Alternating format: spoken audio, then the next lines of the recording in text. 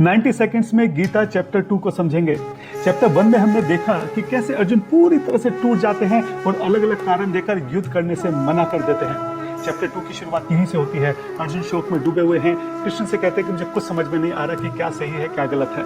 मैं आपका शिष्य हूँ, आपके शरणागत हूँ, आप मुझे बताओ कि मुझे क्या करना है, सही रास्ता क्या है। और फिर यहाँ से कृष्ण बोलना शुरू करते हैं। वो कहते हैं कि जिनके लिए तुम शोक कर रहे हो उनका शरीर तो एक दिन में होना ही है। आत्मा अमर है, आत्मा का न जन्म होता है न मृत्यु होती है। जैसे इंसान पुराने कपड़े छोड़कर नए कपड़े पहन लेता है, इसी प्रकार आत्मा जो है बार बार नया नया शरीर धारण करती है। तो जिस शरीर को नष्ट होना ही है उसके लिए तुम अपना क्षत्रिय धर्म क्यों छोड़ रहे हो?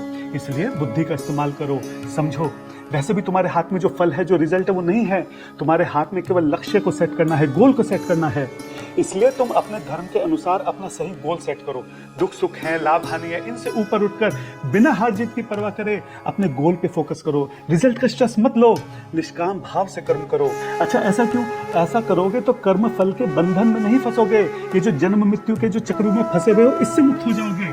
फिर अर्जुन पूछते हैं कि प्रभु जो इस तरह से कर्म करते हैं उनके विषय में थोड़ा और बताइए ना। फिर चैप्टर के एंड में कृष्ण बताते हैं कि ऐसे व्यक्ति को स्थित प्रज्ञा कहते हैं। ऐसे व्यक्ति बहुत बुद्धिमान होते हैं। वो मोह में नहीं पड़ते, वो अपनी इंद्रियों के, अपनी इच्छाओं के गुलाम नहीं होते। जो सही है वही निष्काम भाव से कर्म करते हैं। इसलिए उनका मन जो है वो हमेशा खुश रहता है, प्रसन्न रहता है, शांत रहता है, संतुष्ट रहता है। अच्छा, ये सब सुनकर अर्जुन और ज्यादा कंफ्यूज हो जाते हैं और चैप्टर 3 में प्रश्न पूछते हैं जो हम कल देखेंगे। हरे कृष्णा।